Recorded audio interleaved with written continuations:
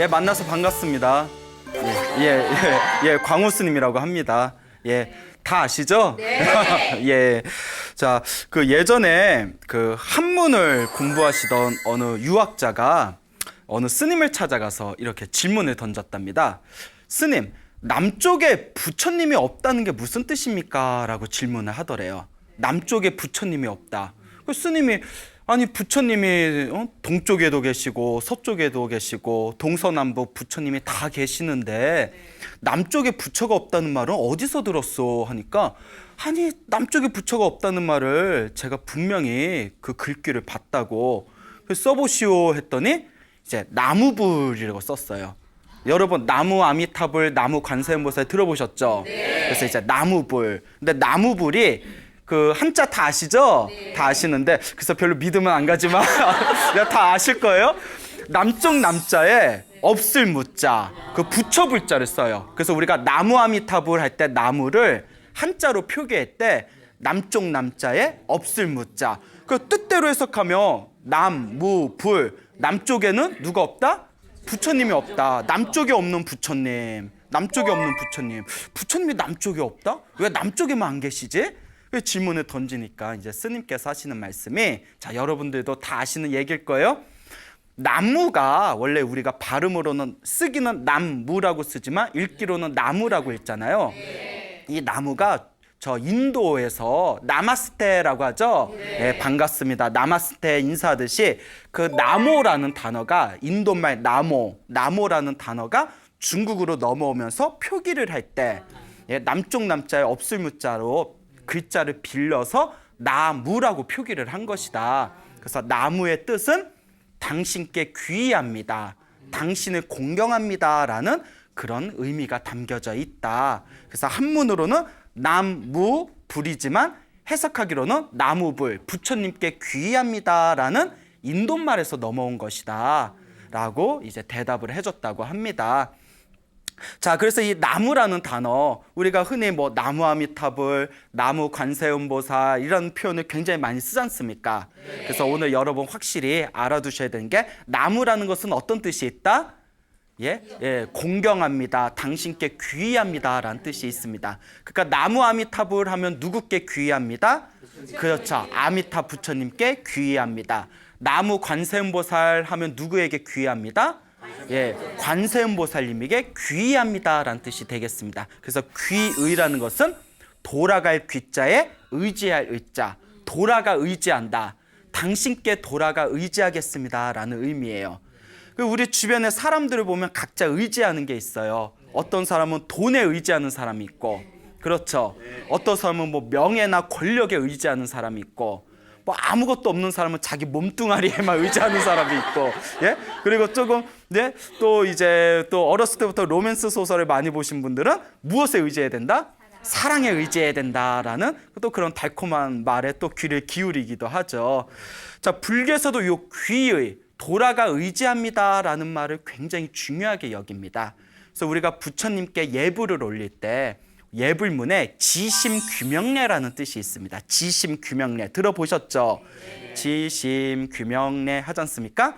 지심, 지극한 마음으로 돌아간다. 근데 어떻게 돌아가냐? 귀명이에요. 목숨 바쳐. 귀명, 목숨 바쳐. 그냥 돌아가 의지한다가 아니라 목숨 명자지 않습니까? 내 지극한 마음으로 귀명, 목숨 바쳐서 부처님께 예배 올립니다. 라는 뜻이 되겠습니다. 부처님께 이와 같이 귀의한다라는 것은 굉장히 중요한 의미를 담고 있습니다. 그 부처님 당시에 인도에 사위성이라고 있었대요. 사위성. 뭐 사위가 많아서 사위성이 아니겠죠? 사와티 성이라고 하는데 이 사위성에 어느 큰 부자가 살고 있었습니다.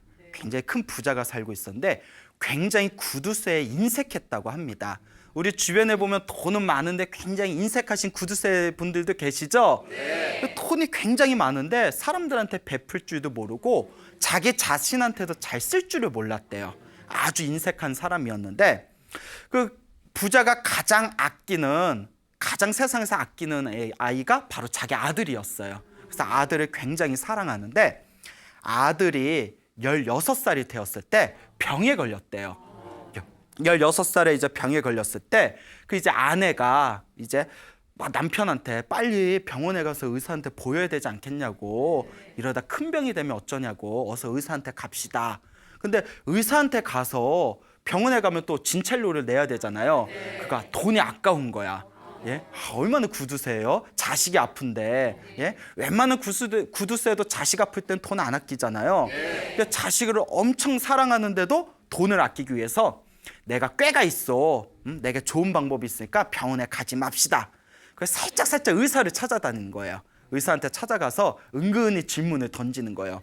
몸이 이렇게 아프고 몸에서 이런 열이 나고 지금 병세가 이러한데 어떤 약을 쓰면 좋을까요? 이렇게 의사한테 물어보니까 의사들이 보통 저희들은 그럴 때는 이런 약을 씁니다 하고 그 약 짓는 법을 가르쳐 줬대요. 예? 그리고 이제 의사들 이야기를 다 듣고 나서 집에 와서 아들을 위해서 자기가 직접 약을 제조를 합니다.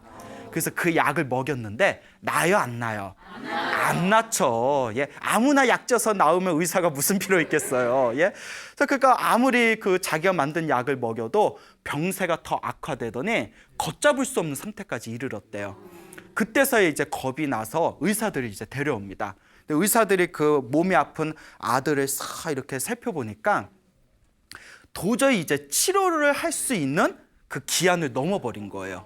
그러니까 의사들이 방법이 없습니다 하면서 다 손을 떼고 다들 돌아갑니다. 그 이제 그 아들이 다 죽게 생겼어요. 이제 이 아들의 이름이 마타 꾼달리입니다. 마타 꾼달리. 좀 어렵죠? 예, 마타 꾼달리. 예, 뭐가 그리 맞는지. 예, 마타 꾼달리. 마타 꾼달리라고 이제 아들의 이름이. 자, 그래서 이제 마타 꾼달리, 자신의 아들이 이제 죽게 생기니까 문득 이런 욕심이 생깁니다. 이런 생각이 들어요. 내가 그동안 사람들한테 우리 집이 부자라는 걸 숨겼는데 아들이 집에서 죽어서 장례식을 치르면 사람들이 조문을 올 것이고 우리 집이 부자라는 게 알려지면 분명히 귀찮은 일이 생길 거다. 어차피 내 아들은 이제 다 죽은 목숨이니까 집에서 죽든 밖에서 죽든 무슨 차이가 있겠냐. 그러니까 밖에서 죽게 밖에다 버려두자. 이런 생각을 하게 됩니다. 엄청난 구두쇠예요. 그 아들을, 다 죽어가는 아들을 몰래 집 밖에다가 옮겨서 거기다 눕혀놓고 자기는 이제 사라집니다. 이제 아들도 기가 막힌 거예요. 병도 제때 치료를 안 해줘서 병세가 더 악화됐는데 이제 죽는 것도 집에서 못 죽고 길에서 이제 객사를 하게 된 겁니다. 예? 그래서 하염없이 이제 이른 아침에 눈을 뜨고 하염없이 자신의 집 쪽을 바라보면서 나는 왜 이렇게 참으로 박복할까? 왜 이렇게 나는 괴롭게 죽음을 당해야 되는가 하고 속으로 너무나 괴로워하면서 그렇게 자신의 집 쪽을 바라보면서 한탄을 합니다. 근데 그때 어디선가 옆에서 환한 한 줄기 빛을 느끼게 됩니다. 웬 한 줄기 환한 빛이 느껴져서 그곳을, 그 빛 쪽이 있는 곳을 다 쳐다보니까, 자, 이야기 흐름상 누가 서 계셨겠어요? 그렇죠. 이야기 흐름상 부처님이 나타나 주셔야 돼. 이때쯤에 대충 이제 불교 스토리텔링이 이해가 되시죠? 예. 이맘때쯤에 이제 부처님이 나타나시겠구나. 예. 제 이제 광우 쓰면 소나무라는 프로그램을 자주 보신 분들은 이맘때쯤에 부처님 나타나시고 이맘때쯤에 대충 어떤 일이 생기고 항상 마지막 마무리는 훈훈하구나. 이제 이런 걸 눈치채셨을 겁니다. 환한 빛이 보여서 다 쳐다봤더니 부처님이 다 미소를 지으면서 서 계시는 거예요. 그 환한 부처님을 보면서 문득 이런 생각을 합니다. 나는 어리석은 아버지 때문에 지금까지 살아오면서 절에 가보지도 못하고 부처님께 공양 올려보지도 못하고 법문을 들어보지도 못했다. 살아계신 부처님이 내 주변에 계셨는데도 나는 지금까지 살아오면서 복을 짓거나 선업을 짓거나 공덕을 지은 것이 하나도 없구나라고 그렇게 한탄을 합니다. 그러면서 문득 이런 생각을 냅니다. 내가 지금까지 살아오면서 복도 선업도 공덕도 하나도 짓지 못했지만 내가 죽기 전에라도 내가 부처님께 귀의를 하자. 부처님께 돌아가 의지하자. 그러니까 이제 병든 상태에서 마음속으로 부처님을 바라보면서 거룩하신 부처님, 저는 부처님을 믿고 부처님께 돌아가 의지하겠습니다. 부처님께 귀의합니다라는 그런 귀의의 마음을 일으킵니다. 부처님께 공경하고 부처님께 귀의하겠습니다. 그때 부처님께서 그 맞다 꾼달리의 그 마음을 꿰뚫어 보십니다.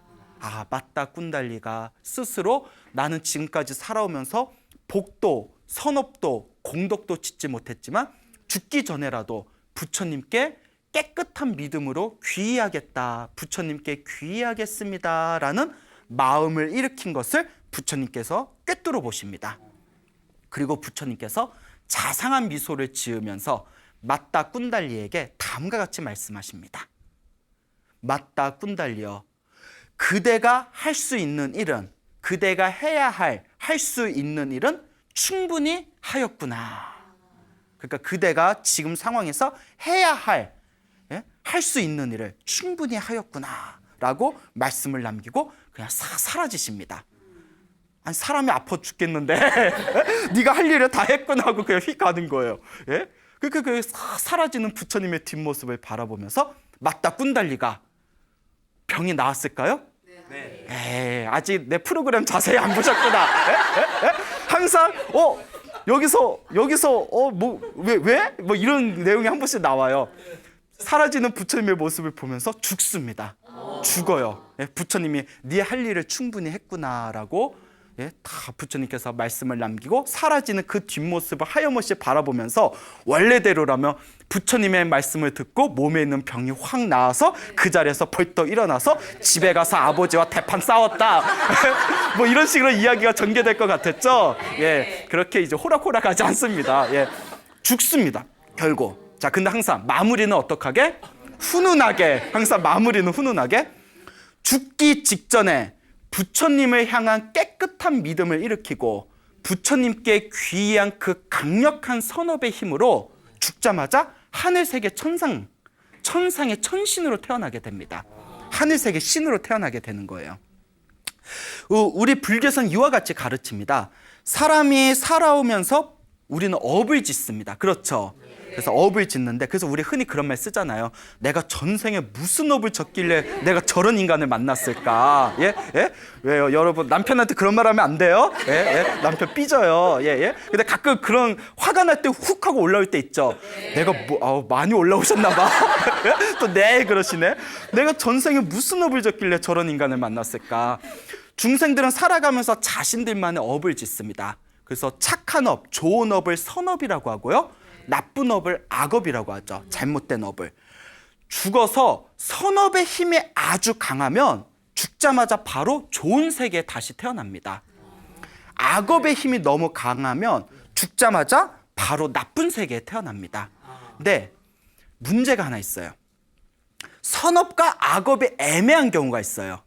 뭐 선업을 많이 진 것도 아니고 악업을 많이 진 것도 아니고 좀 둘이 애매할 때는 다음과 같은 문제가 펼쳐지게 됩니다. 그 죽은 영가가, 불교에서 영가라고 해요. 예, 영가가 죽은, 육체를 벗은 영가가, 그래서 불교에서도 중음신이라고 부르는데, 중음. 이 영가가 7일 안에 몸을 받거나 혹은 시간이 좀 더 지체되면 21일 안에 새로 몸을 받는답니다.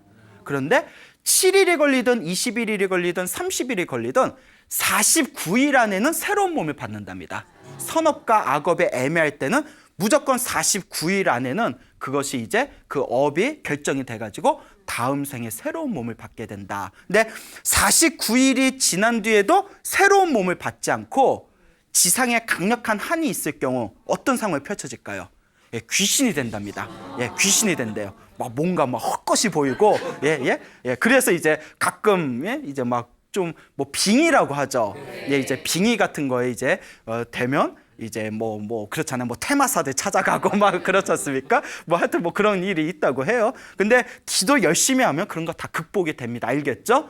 네, 그 우리 불자분들 보면, 불자가 아니라 우리 그 무지몽매하신 분들 보면 TV에서 막 빙의 걸린 사람 막 쫓아내고 이런 거 보고 우리 집도 우환이 있는데 한번 갈까 싶어서 거기 가서 뭐 돈 엄청 갖다 놓고 뭐 테마 받고 그런데도 뭐 효과 못 보고 이런 경우가 많아요. 근데 자기의 업은 누가 닦는다?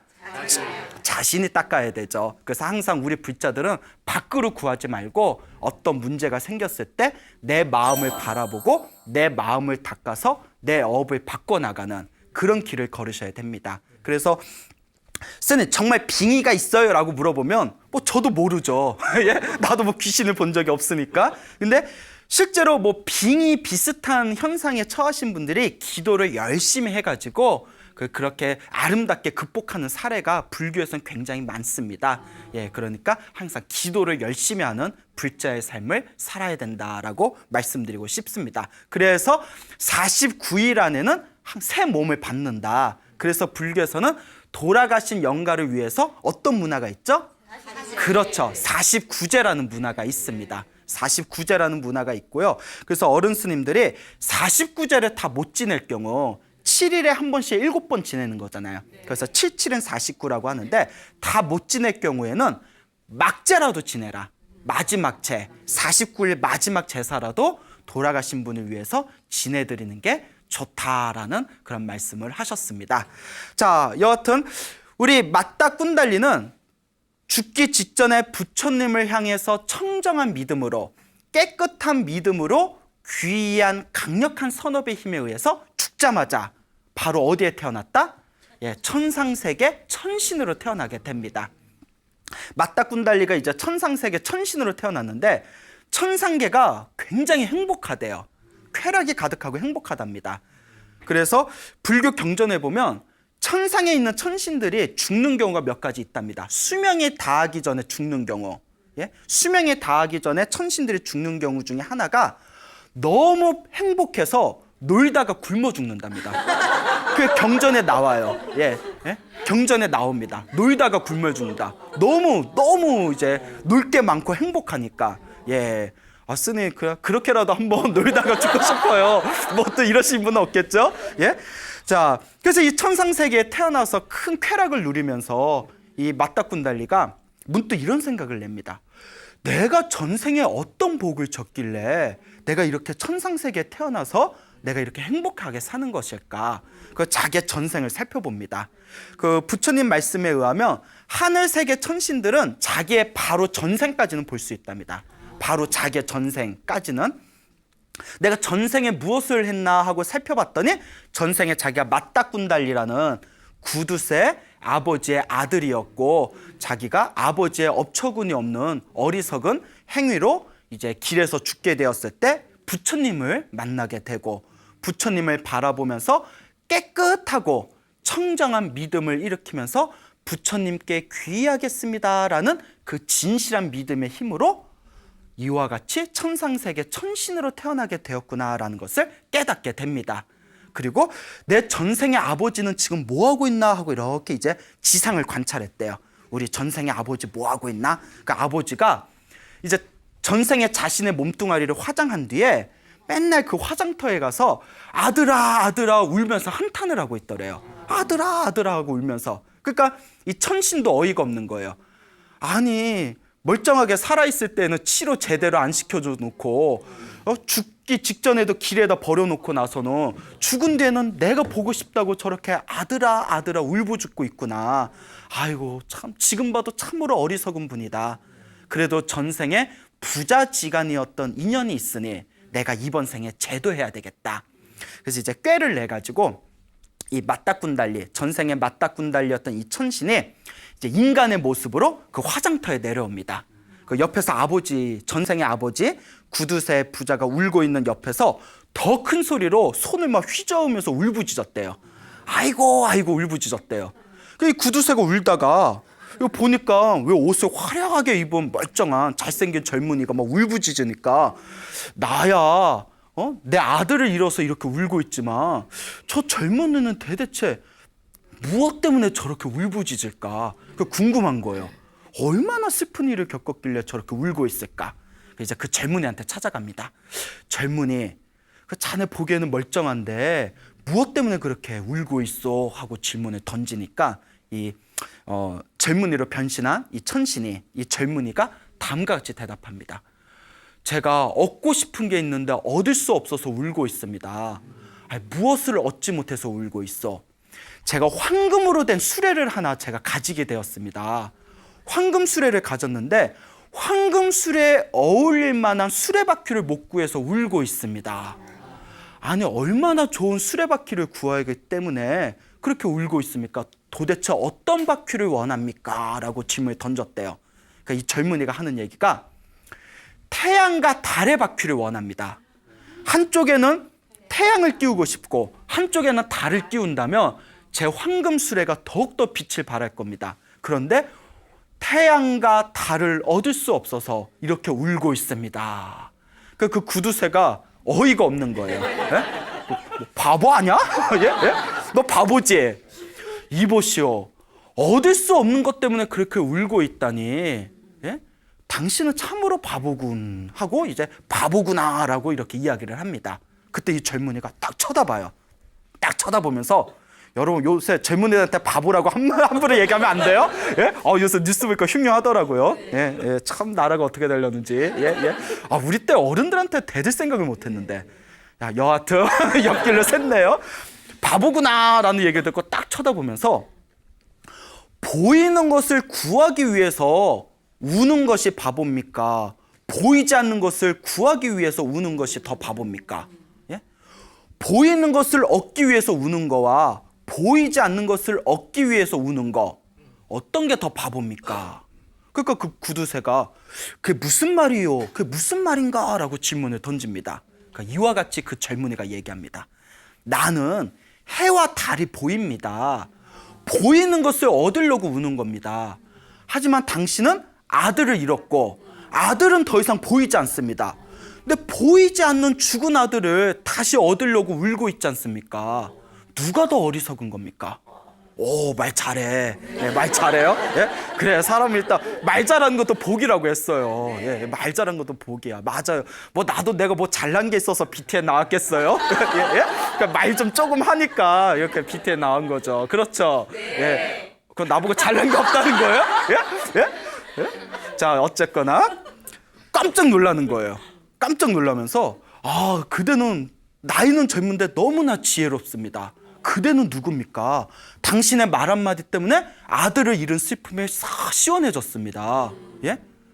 당신은 대체 누굽니까? 그때 다음과 같이 천신이 자신의 정체를 밝힙니다.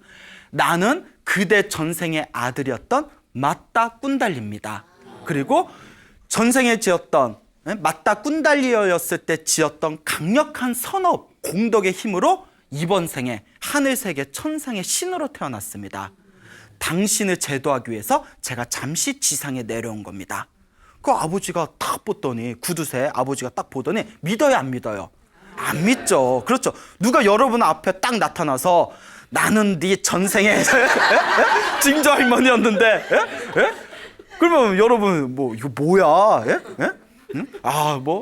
조상이 어떻고 뭐 이거 뭐가 어떻고 전생에 뭐가 어떻고 그럼 믿음이 딱 안 오잖아요. 그러니까 이제 그 맞다 꾼달리가 전생의 아들이었을 때 아버지와 아들만 알고 있는 이야기들을 다 풀어냅니다. 이래도 못 믿겠습니까? 깜짝 놀라는 거예요. 정말 내 아들이 맞나 보구나. 근데 이 구두쇠 아버지가 당황합니다. 내 아들은 16살에 죽었다. 16살에 죽었는데 지금까지 살아오는 모습을 봤지만 콩조가리만한 복도 지은 게 없다. 복도, 선업도, 공덕도 지은 게 하나도 없는데 어떻게 천상세계에 태어났단 말인가? 지은 게 없는데. 그러니까 맞다 꾼달리가 자초지종을 이야기합니다.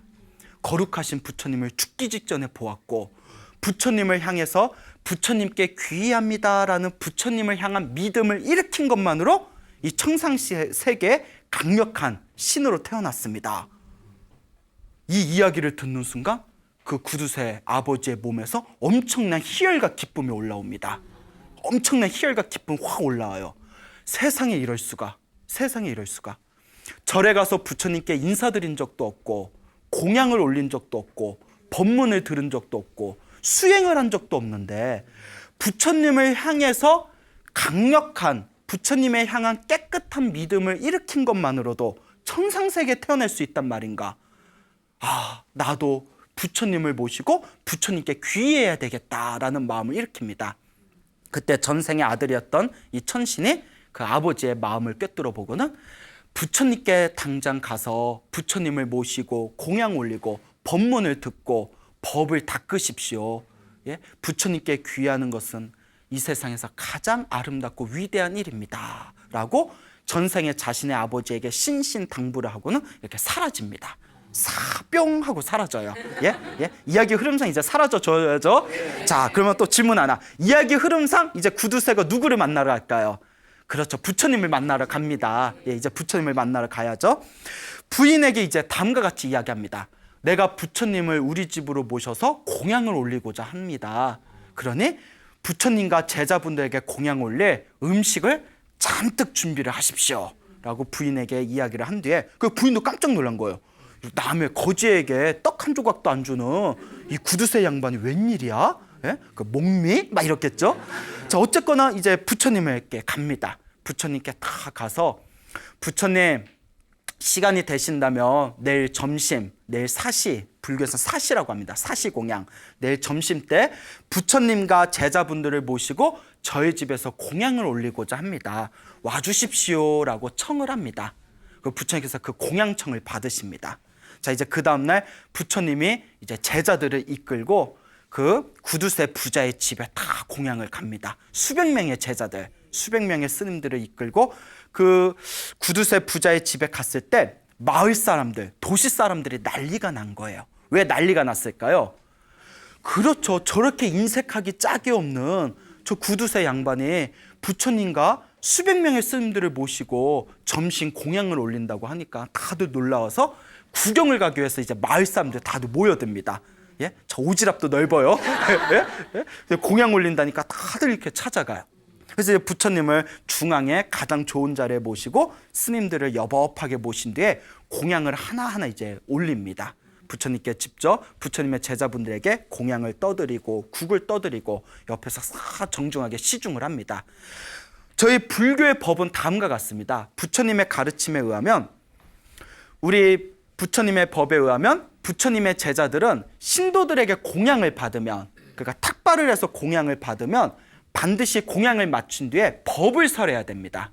무슨 말인지 알겠죠? 그래서 이걸 가리켜 신도들 부처님의 제자들은 스님들은 신도들에게 밥을 빌어먹고 신도들은 부처님과 스님들에게 무엇을 빌어먹는다? 법을 빌어먹는다. 무슨 말인지 알겠죠? 그래서 신도들은 스님들에게 공양, 의식주를 바치고 그리고 스님들은 신도들에게 법을 이제 공양 올리는 겁니다. 이와 같은 부처님의 법에 의해서 부처님께서 공양을 다 마치시고 나서 이제 법을 설법을 하기 위해서 이제 좌정을 하십니다. 그때 이제 구두쇠 부자가 앞으로 나서서 부처님께 다음과 같이 질문을 던집니다. 부처님, 질문이 하나 있습니다. 제가 도저히 이해가 되지 않아서 다음과 같은 질문을 던집니다. 살아생전에 부처님께 절을 한 적도 없고 부처님과 스님들에게 공양을 올린 적도 없습니다. 법문을 들은 적도 없고 수행을 한 적도 없습니다. 그런데 부처님께 깨끗한 믿음을 한번 일으킨 것만으로도 과연 천상세계에 태어날 수 있단 말입니까? 솔직히 여러분들 같으면 믿겨져요, 안 믿겨져요? 믿음이 없어. 예, 안 믿겨져요? 그분도 그랬던 거예요. 일반 사람들 다 그럴 거예요.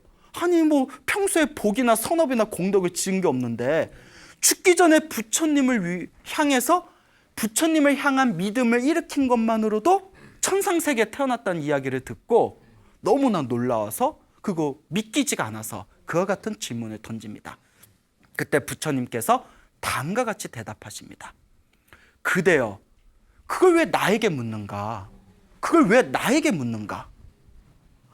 그대 전생의 아들이었던 맞달리 꾼달리가 천신으로 이 세상에 내려와서 그대에게 이 모든 것을 다 설명해 주지 않았던가? 라고 이야기를 합니다. 그 구두쇠가 깜짝 놀라는 거예요. 그 부처님을 다 꿰뚫어 보신 거죠. 그렇죠. 그걸 꿰뚫어 보시니까 부처님이겠죠. 그거 못 꿰뚫어 봤으면 불교가 지금까지 안 내려왔을 거예요. 모든 걸 다 꿰뚫어 보시기 때문에 부처님께서 이 세상의 모든 걸 다 아시기 때문에 부처님을 일체종지라고 부릅니다. 일체종지, 일체, 모든 것을 종지, 다 꿰뚫어 아시는 분이라는 뜻이 되겠습니다. 부처님께서 그 맞달리 꾼달리와 그 천신과 그 구두쇠 아버지 사이에 있었던 일을 다 이렇게 이야기를 하니까 구두쇠가 깜짝 놀랍니다. 깜짝 놀랐을 때 부처님께서 그 구두쇠 부자에게 다음과 같은 개송을 설하십니다. 모든 것은 마음이 앞선다. 모든 것은 마음이 이끈다. 모든 것이 마음으로 이루어지는 것이다. 깨끗한 마음으로 말하고 행동하면 반드시 행복이 따른다. 그림자가 몸을 따르듯이. 모든 것은 항상 이 마음 따라 일어나고 마음 따라 사라지는 겁니다. 그렇죠? 여러분 무언가 어떤 일을 하려고 할 때 그 일을 말을 하거나 어떤 행동을 할 때 그 이전에 무엇이 먼저 일어나요? 그렇죠. 마음에서 일어나잖아요. 좋은 마음이 일어나든 나쁜 마음이 일어나든 무언가를 하겠다는 그 마음이 먼저 일어나지 않습니까? 그래서 깨끗한 마음으로 말하고 행동하면 그 깨끗한 마음으로 말하고 행동한 그 행위가 선업이 되고 복이 되고 공덕이 되어서 저절로 행복한 삶이 이루어진다는 것입니다. 마치 그림자가 무엇을 떠나지 않는 것 같이, 그렇죠, 몸을 떠나지 않는 것 같이. 이 개송을 듣는 순간 이 구두쇠 부자가 그 자리에서 깨달음을 얻습니다. 깨달음을 얻어요. 그리고 그 자리에 구경 왔던 수많은 그 마을의 사람들이 그 개송을 듣고 부처님의 설법을 듣고서 모두 다 깨끗한 믿음을 일으켰다고 합니다. 그래서 제가 항상 하는 이야기가 있습니다. 여러분, 불교는 로또예요. 로또도 이런 로또가 없어. 대박이야. 생각해 보세요. 여러분들이 살아오면서 절에 간 적도 없어. 법문 들은 적도 없어. 예? 따로 무슨 수행을 한 적도 없어요. 근데 죽기 전에 누구를 간절하게 생각하면서 부처님을 생각하면서 부처님께 의지하겠습니다라고 깨끗한 믿음을 일으킨 것만으로도 천상세계에 태어날 수가 있대요. 로또도 이런 로또가 어디 있어요? 예? 그렇죠. 네. 그렇다고 절에 안 나오면 안 돼요? 예? 예? 아, 그래서 나 절에 안 다니고 죽기 전에 부처님 한번 생각하고 죽을게요. 이래서 중생이야. 예? 그러면 안 돼, 알겠죠? 예, 예. 절에 다 굶어 죽어요, 스님들. 예? 예? 절에 자꾸 오셔서 이런 좋은 법문도 들으셔야 삶이 더욱더, 여러분들의 삶이 더욱더 풍요롭게 행복해지게 됩니다. 알겠죠? 예, 예. 얼마나 대단합니까? 부처님이 증명하신 겁니다. 근데 우리가 과거, 현생, 다음 생, 전생, 현생, 내생을 꿰뚫어 볼 수만 있다면 우리가 다 믿을 텐데 우리는 부처님과 같은 숙명통이 없어요. 부처님은 과거, 현재, 미래를 다 꿰뚫어 보셔서 죽기 전에 부처님을 향해서 믿음을 일으킨 것만으로도, 예?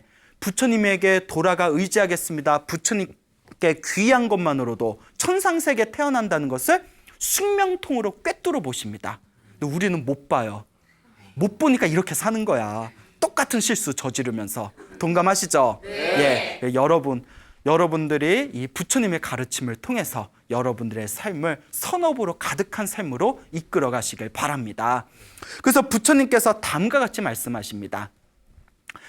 부처님을 평생에 단 한 번 부처님을 향해서 깨끗한 믿음을 일으키고 부처님께 귀의하겠습니다라는 그 깨끗한 믿음 한 번으로 천상세계에 태어난 사람들이 수십, 수백, 수천, 수십만, 감히 그 숫자를 헤아릴 수가 없을 정도로 많다.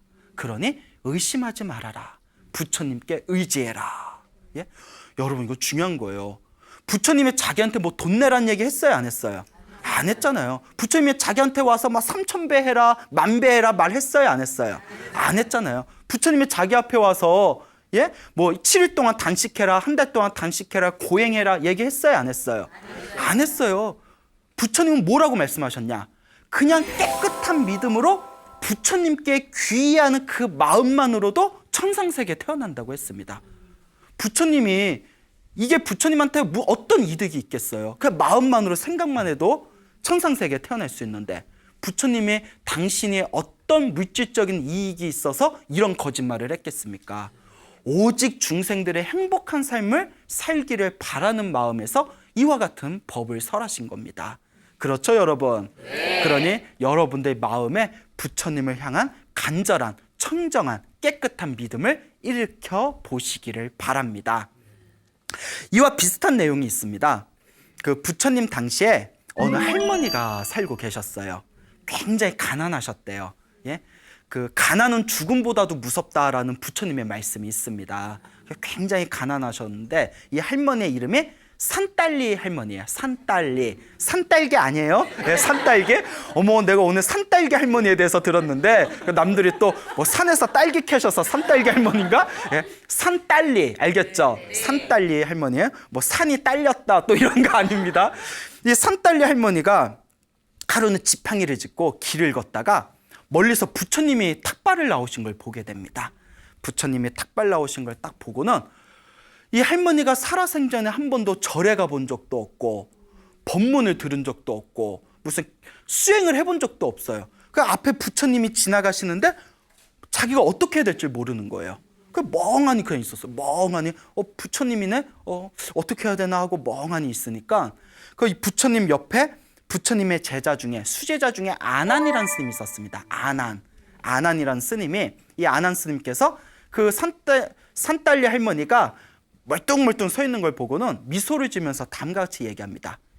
여인이여. 할머니한테 뭐라고요? 여인이여. 예. 괜찮다. 여인이여? 예, 그렇죠. 예? 여인이여. 예? 부처님에게 왜 합장 인사를 올리지 않습니까? 예, 합장이라도 올리십시오라고 미소를 지면서 얘기합니다. 그러니까 그 할머니는 부처님 보면 스님들 보면 합장하는 것도 몰랐던 거예요. 그래서 얼떨결에 이 부처님을 향해서 이렇게 합장 인사를 올립니다. 합장 반배를 탁 올려요. 부처님께서 미소를 지으면서 싹 이렇게 이제 사라지십니다. 이제 갈 길로 이렇게 가실 때 할머니가 다 부처님을 향해서 인생에 처음으로 부처님을 뵙고 인사 한번 올린 거예요. 합장 인사를 올리고 부처님의 미소를 보고 마음이 너무 뿌듯한 거예요. 아, 부처님 참 잘생겼다 뭐 이러면서 예? 거참 부처님 잘생겼다. 예? 그러니까 길을 걷다가 너무 기분 좋은 상태에서 갑자기 암소가 그 할머니를 들이받아서 할머니가 그 자리에서 죽어버렸대요. 부처님을 만나고 5분 후에 예? 부처님을 만나고 5분 후에 암소가 음매하고 확 들이받아서 할머니가 죽어버립니다. 자, 여러분, 하지만 마무리는 어떡하게? 훈훈하게. 자, 할머니도 암소에 받쳐서 죽은 게 왜 이렇게 재밌어요? 죽었는데 암소에 받쳐서 죽었을 때 할머니가 어디에 태어났다? 천상세계 아름다운 선녀로 태어났답니다. 선녀로. 예? 자, 이것도 아까 맞다 꾼달리와 딱 맞는 경우예요. 예? 그래서 맞다 꾼달리와. 예? 부처님 죽기 직전에 부처님께 인사를 올린 그 강력한 선업의 힘에 의해서 하늘세계 선녀로 태어나게 된 겁니다. 자, 여기서 우리는 한 가지 인과응보의 법칙을 발견하게 됩니다. 좋은 업이든 나쁜 업이든 누가 받는다? 내가 받는다. 할머니가 가난하게 이번 생에 가난하고 힘들고 괴롭게 산 것도 누구의 업이다? 할머니가 전생에 지었던 악업이에요. 할머니가 마지막 말년에 길을 가다가 암소에 들이받쳐서 죽은 것도 누구의 업이다? 자기가 지은 전생의 악업이에요. 그래서 책을 보면 그 암소와 전생에 악연이 있었대요. 예? 그 악연이 있던 존재가 암소로 태어나고 할머니를 보고 갑자기 화가 나서 전생에 뭐 빚진 게 있었나 봐요. 그래서 들이받았다고 합니다. 예? 그러니까 여러분들도 뭐 지나가다 개한테 물려본 적 있어요? 없어요? 나만 물렸구나. 어렸을 때 되게 물렸는데 지금 생각하면 멀쩡한 개가 저희 어머니가 화가 나서 갑자기 이야기가 이상해져야 되는데 갑자기 또 화가 나네. 내가 심하게 물렸어요 어렸을 때. 그 저희 어머니가 화가 나가지고 그 집에 가셨는데 개가 그 주인집 아주머니가 우리 개가 안 무는 갠데 근데 중요한 게 있어요. 개는 주인이 보기에는 안 무는 개예요. 모든 주인은 내 개는 착한데 예? 근데 지금 생각하면 그 멀쩡한 개가 갑자기 저 지나가는데 갑자기 와서 물은 거 보면 전생의 악연이었나 보다 이런 생각을 해봅니다. 재밌어요? 별 얘기 아닌데. 자, 이와 같이 암소에 들이받친 것도 누가 지은 업이다? 그 할머니의 전생의 악연이었습니다. 그와 같은 인과응보의 법칙에 의해서 죽기 전에 부처님을 향해서 합장 인사를 한 선업의 힘으로 다음 생상 천상세계 선녀로 태어난 것도 역시 누구의 선업이에요? 자기가 지은 선업이에요. 여러분, 선업이든 악업이든 선업을 통해서 행복한 일이 생기든 악업을 통해서 나쁜 일이 생기든 모두 다 누가 지은 업의 결과이다. 자신이 지은 업의 결과이다. 그래서 부처님은 다음과 같이 말씀하십니다. 바깥에 매달리지 말아라. 인생의 주인공이 되라. 운명은 바꿀 수 있다. 그대들이 운명의 주인이 되라 라고 부처님께서 항상 말씀하십니다. 그래서 우리 불교의 위대한 깨달은 성자이신 용수보살이라고 있어요. 용수보살, 나가르주나라고 불리는데 이 용수보살께서 쓰신 대지도론이라는 책에 보면 다음과 같은 내용이 나옵니다. 부처님을 향해서 합장반배만 해도, 합장반배하는 거 어렵지 않잖아요. 그렇죠? 그 합장하고 고개만 숙이면 돼요. 합장반배만 해도 그 공덕이 한량이 없는데 하물며 부처님을 향해서 오체투지를 한다면 그 공덕은 얼마나 더 굉장하겠는가. 오체투지, 머리, 양 팔꿈치, 양 무릎을 땅에 대는 것을 오체투지라고 합니다. 그래서 우리 불교에서는 부처님께 절을 하는 것을 아주 중요하게 여깁니다. 절을 함으로써 부처님께 귀의를 하게 되고, 절을 함으로써 내 교만한 마음을 낮추게 되고, 절을 함으로써 내 마음을 비우게 됩니다. 비운 그 자리에 선업과 복과 공덕이 쌓이게 되는 겁니다. 여러분, 사는 게 조금 퍽퍽하고 힘들고 괴로운 일이 있다면 집에 살아도 절을 해보세요. 절을 하실 때 꼭 절에 살 필요 없습니다. 예?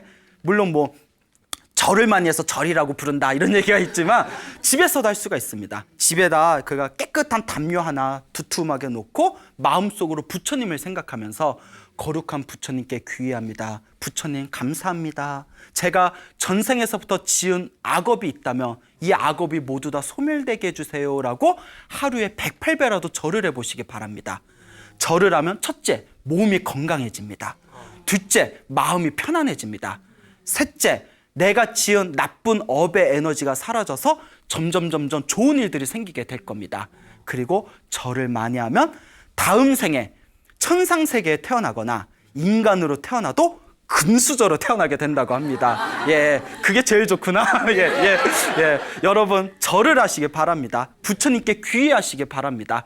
불교는 아주 소박하고 단순하면서도 강력한 힘이 있습니다. 우리 여러 불자분들께서 이 부처님의 가르침을 통해서 여러분들의 인생을, 운명을, 여러분들의 팔자를 멋지게 바꿔 나가 보시기 바랍니다. 여러분, 행복해지고 싶습니까? 네. 행복한 삶을 창조하고 싶습니까? 네. 복을 지으십시오. 선업을 쌓으십시오. 공덕을 쌓으십시오.